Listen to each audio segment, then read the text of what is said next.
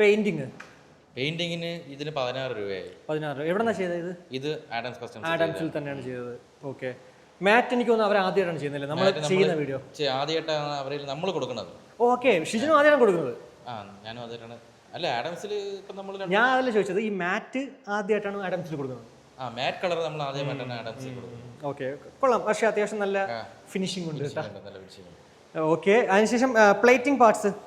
Plating നമുക്ക് വന്നിട്ടുള്ളതെന്ന് പറഞ്ഞാൽ ഇപ്പുറത്തെ ബ്രാക്ക് ഷൂ പ്ലാറ്റ് ഉണ്ട്, ഹെഡ്ലൈറ്റ് റിങ്സ്, ഹാൻഡിൽ ബാർ, പിന്നെ ബാക്കി ഫുള്ള് നട്ട് ബോൾട്ട് കിറ്റ് കാര്യങ്ങൾ, പിന്നെ ബ്രാക്ക് റാഡ്, അങ്ങനെ പിന്നെ ന്യൂട്രൽ ലിവർ, ഗിയർ ലിവർ, ഇതൊക്കെ പ്ലേറ്റ് ചെയ്തത്. ഓക്കെ, പക്ഷേ എഞ്ചിൻ കവർ ഒന്നും ചെയ്തിട്ടില്ല. എഞ്ചിൻ കവറൊക്കെ ബഫ് ചെയ്യാനാണ് കസ്റ്റമർ പറഞ്ഞത്. എഞ്ചിൻ കവറും ക്ലച്ച് കവറും എല്ലാം ബഫ് ചെയ്യാൻ പറഞ്ഞു. പിന്നെ വെന്റ് പൈപ്പ് പ്ലേറ്റിംഗ് ആണ്.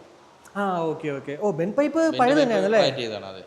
ഓക്കെ. പുതിയത് നമ്മൾ മാക്സിമം വെന്റ് പൈപ്പ് പുതിയത് വെക്കുന്നത് ചാൻസ് വളരെ കുറച്ചാണ്. കാര്യം പുതിയ വെന്റ് പൈപ്പ് 1200 രൂപ കണ്ടേ ഉള്ളൂ. ഫ്ലാറ്റ് ചെയ്യാൻ ഏതാണ്ട് 100 രൂപയുടെ വ്യത്യാസമേ ഉള്ളൂ. പക്ഷേ പുതിയത് ഓയി വരണതിന് പഴയതിന്റെ ഒരു ക്വാളിറ്റി ഇല്ല, വെയിറ്റ് ഒന്നും ഇല്ല.